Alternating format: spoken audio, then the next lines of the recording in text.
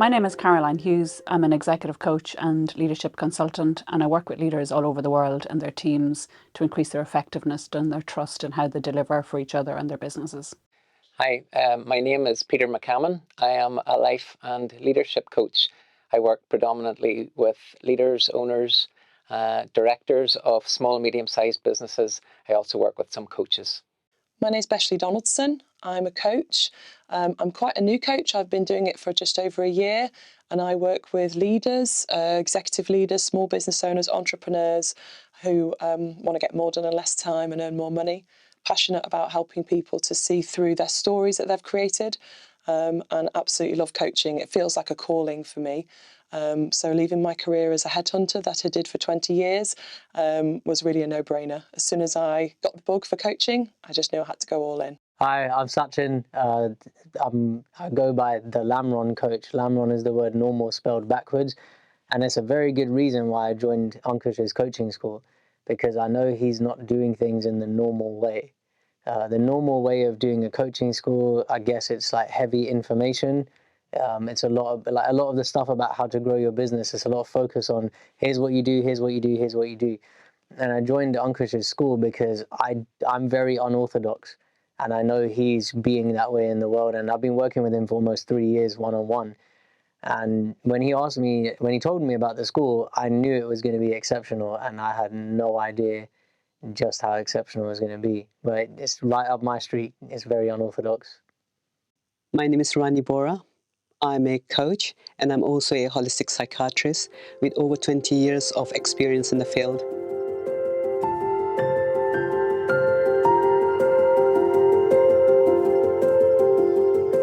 We want to remember that whilst this is a relationship business, we develop strong relationships with people. You never own anyone, right? We don't want to get that mixed up. It's not like some people act as if, oh, we're dating and now we've broken up and now they're seeing someone else, right? And examples of that. Right.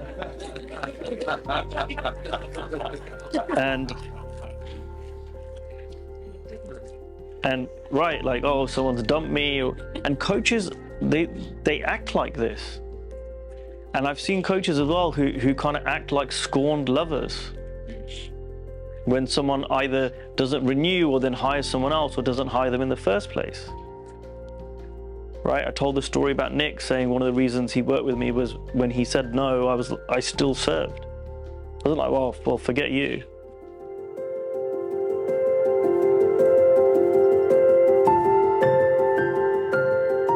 When I was asked to talk about commitment, that to me is the thing that's been the real work.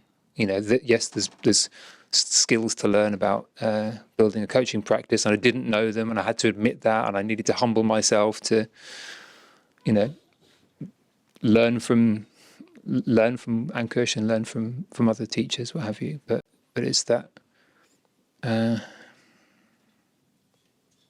keeping coming back to the path, keeping coming back to the truth, keeping coming back to like who I'm scared to admit I actually am.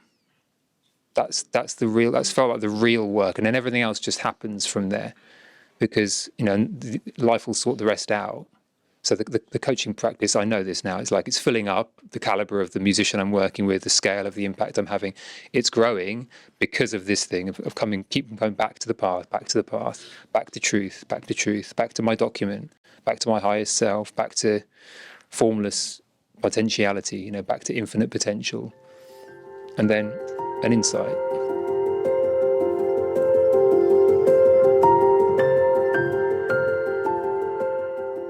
I think the best thing about the school has been this combination of Ankush's sharing of his own development journey and how committed he is to his own development, and how that just seeps through into everybody in the school.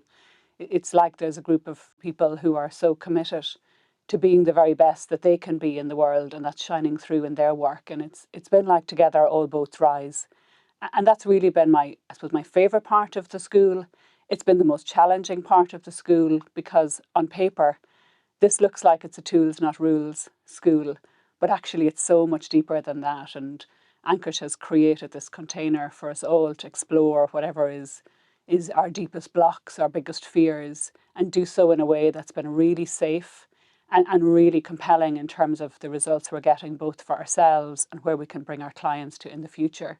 So that's really been my biggest takeaway from the school. Things I've learned most, it's been in some ways a recap for me. I've learned a lot of things that Ankush has taught me over the last few years. I'm a client of Ankush Jain's.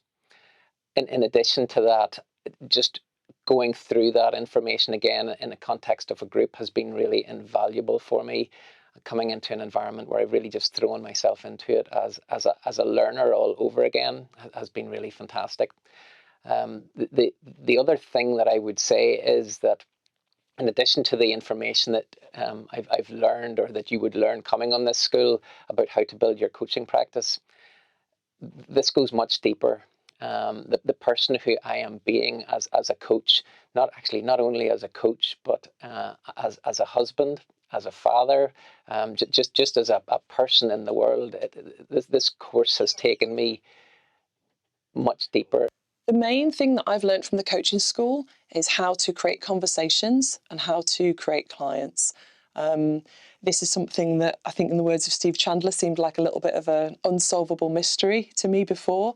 And now I'm completely clear on how to come from a place of service, offer people conversations, serve without an expectation of anything in return. And from that, people hire me. And it's as simple as that. So my business has grown, very well over the course of the last year, and will continue to do that. So the knowledge of how to sell without selling is something that I've taken from the school. How to never step into sort of, needy being creepy, that whole Steve Chandler idea. Just serving without expectation of anything in return has really been powerful for me, and it feels really good. I never feel conflicted. I feel like I come from a place of service, and that's what I've learned from the school. My main takeaway from the school is just how valuable community can be as a coach. Sometimes it can feel very lonely, and you feel like you're just doing this on your own and other people don't really get it. Other people aren't really involved in the world of coaching. And being around 20 other people who are really involved and looking in the same direction. My biggest takeaway from this school is that I can be running an ethical business and really having fun with it. Make lots of money, whilst at the same time serving people powerfully. And I never saw that as possible. I just used to think that if I'm being ethical, if I'm being ethical and I'm serving powerfully, I can't make money. Or if I'm being spiritual and really serving people from a place of love and supporting them, somehow I can't charge money, and all that's gone out of the window. And I realized now that I was making it difficult for myself to run a successful business. And when I get out of the way, when I get ego out of the way, and just focus on being me, being raw, being vulnerable, I bring out the best in people. I just serve people unconditionally. And I don't have in mind what's this going to, what does this mean for me? Or how can I grow my business? None of this is even on the table. It's like when I'm with someone, I'm just there, I'm serving them, and serving them so powerfully. When they leave the room, it's like, wow, what happened to me? And I never saw that possible.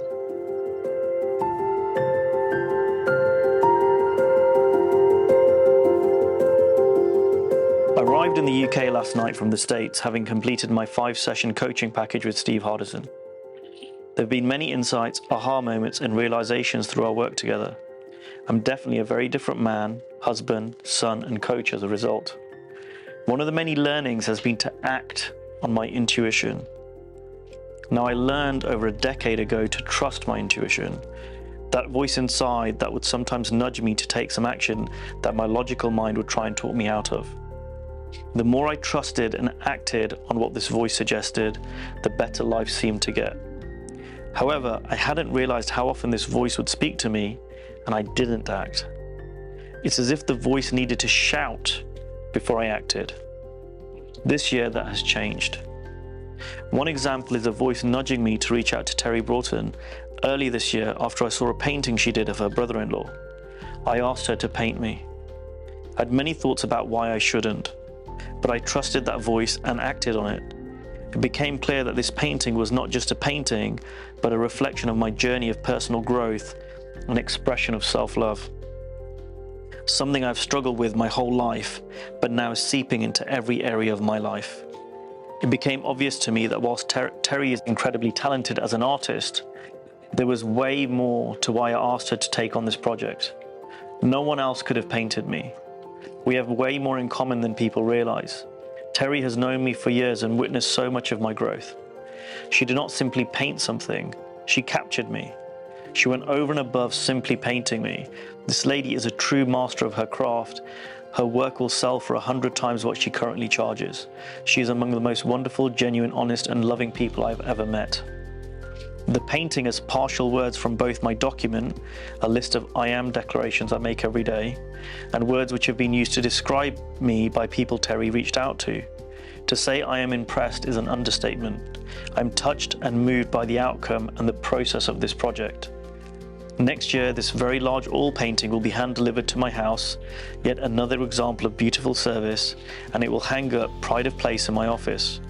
I will use this as a coaching tool and as an inspiration for my clients. So many of us, and this was me my whole life, think it's arrogant to love ourselves. Yet nothing would positively impact the world more than if we all did that. It doesn't need to look like having a painting of yourself in your home office. It probably won't. But it is part of my expression of self-love, and I hope it inspires others somehow. P.S. If you've read this and judged me, I love you. I would do this too, and it was simply a reflection of my self-judgment. My only wish for you is that you forgive yourself for whatever that judgment is. Doing that changed my life.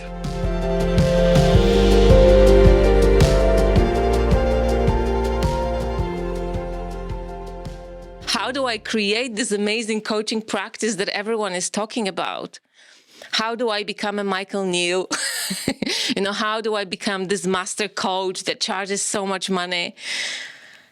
I have had no clue, and I tried so many things. I tried to create amazing chemistry session, and I remember I was taught in my training that you have half an hour chemistry sessions with a client, that you tick the box about this, you tick the box about this, and then you create the proposal, then you tell people what it costs. And guess what? I was doing that. I was having those chemistry sessions, and nothing was happening. Nobody was signing up for my amazing coaching. And I thought, what is happening? Then I've invested into promoting myself. I've invested into creating websites. Probably I've had 4 websites now. So much money into creating websites, so much money in creating my writing style, writing blogs, then YouTube channel.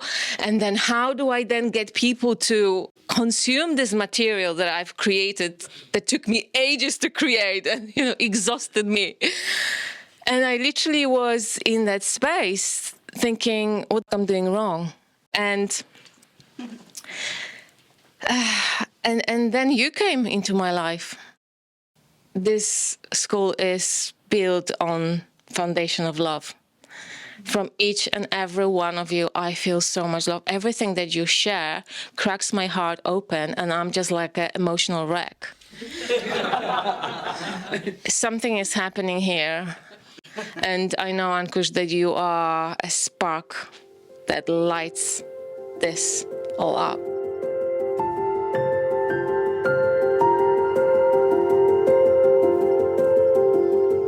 But let me talk to you about from a mindset point of view, and there's a great book by Stephen Pressfield called The War of Art, and there's a chapter in there called about being incorporated or something like that.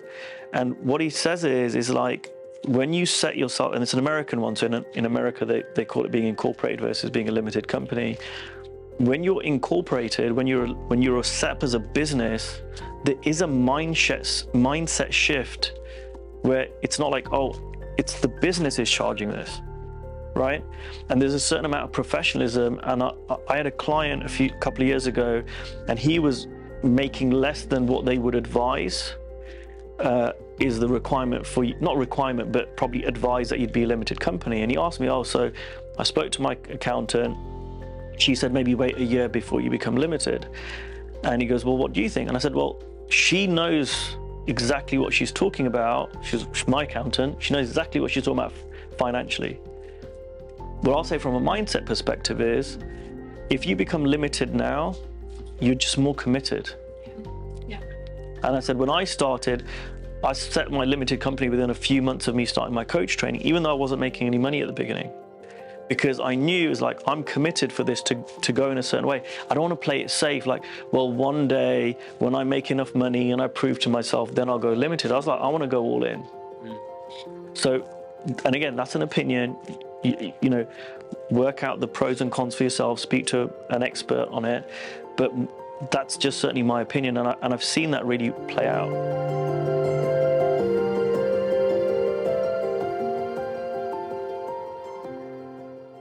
I think I would say to anyone considering the school, really think about where you are now in your business and in your life and what it is you want to get out of it. Because probably the best decision I made coming to the school was actually to decide to be a student and not to second guess and not to pretend that I knew different or better than what was being suggested, and just go with everything, try everything, test. Because in the testing, there's real growth and real development and real opportunity, not just for your business, but also for your life. If you're considering signing up to the school, I'd encourage you just to go for it. Don't go for it half-hearted. This is it's an investment, but really commit to the investment. Give it your time, give it your energy, go all in.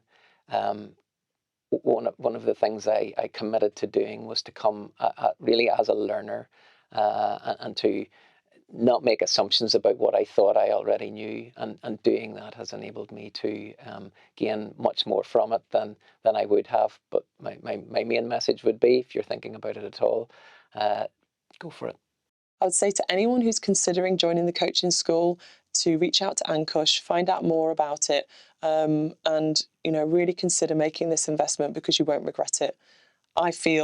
I was so sure that I needed to join the coaching school, and it's one of the best decisions that I've ever made.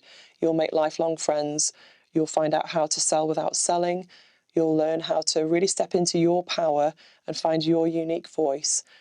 It's not just a school about coaching, it's a school about who you're being as well. I've experienced change in the school that I had no idea that I was going to experience. I've really found out who I am as part of the process. And I would say anyone that's considering joining the school, you really won't regret it if you make the investment in yourself, and you'll have a lot of fun along the way as well. So if you're considering attending this coaching school, the first thing I would say is attend this if you want to have a long-term sustainable coaching business. Don't attend this with the mindset of, let me see if this works, because you'll be attending with skepticism. I think the most important thing for me is, if I'm going to do something, do it with all of me. If you're a coach and really want to serve people and grow your business powerfully at the same time, this is it. You can't sit on the fence. I would say that know that the fence that you're sitting in possibly is your own mind, like not sure. And if that's what you are experiencing right now, it's like jump in. It's like people say, like, if you are worried about jumping into the pool in the deep end and thinking about how I'm going to jump in the deep end, the answer is just jump in. So I would say that you won't regret it for sure. This is one of the best investments I have made.